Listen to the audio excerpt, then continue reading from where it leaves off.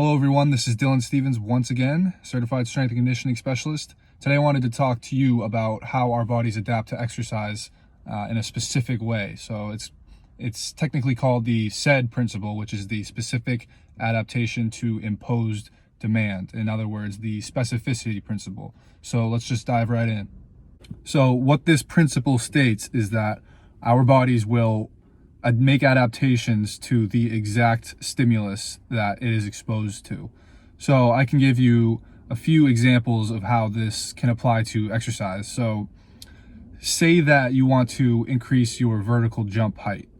So you do leg extensions, the leg extension machine for 4 sets of 20, attempting to increase your vertical jump height.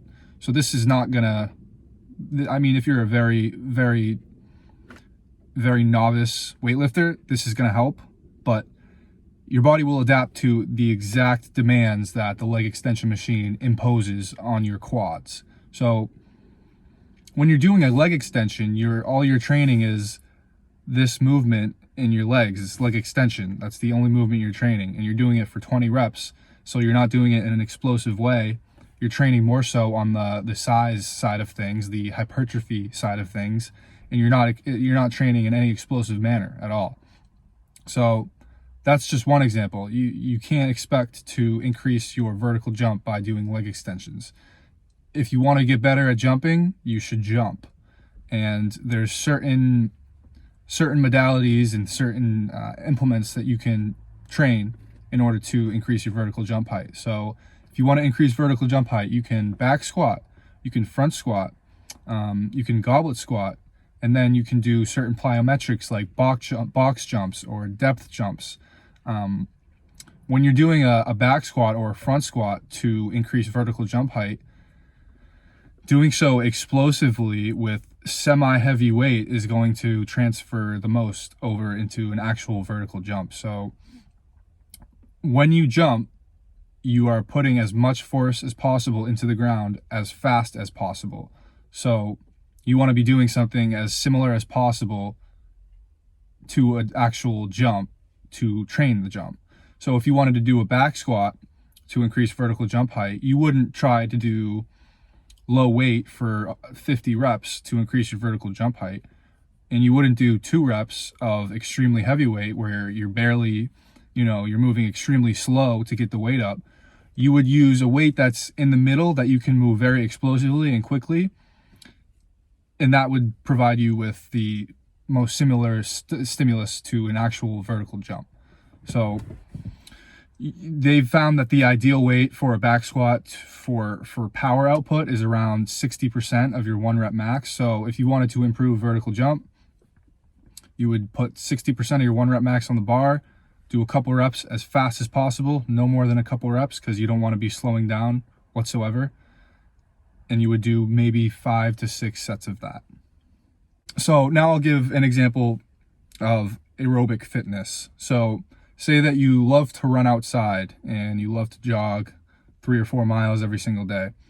If you then try to pick up cycling, you will not be able to reach the same levels of proficiency that you could reach with jogging.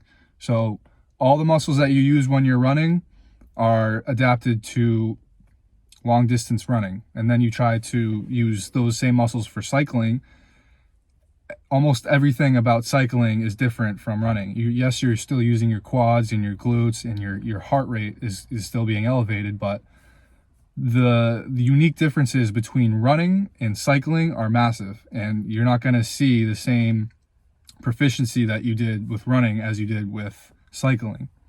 So then maybe you have a baseball player that wants to increase their throwing velocity, and say they're somewhat advanced, they've been lifting weights for 5 to 6 years, and they try to increase their throwing velocity by increasing their back squat strength.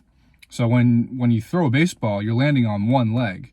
You're in a split squat stance. So if you wanted to increase your power in a split squat stance, you would do a split squat and train power through a split squat. So maybe you would do 50% of your 1 rep max for a split squat and do 6 to 10 sets of 2 reps extremely explosively, and then superset that with the split squat jump.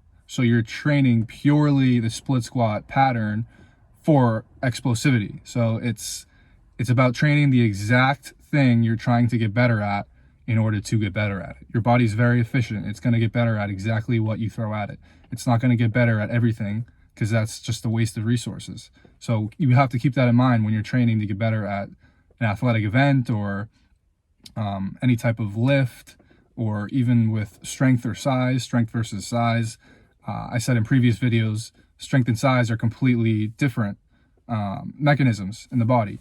So if you want to get stronger, you wouldn't be doing exercises till you feel a burn or till failure. You would be doing exercises that train heavy weights and strength.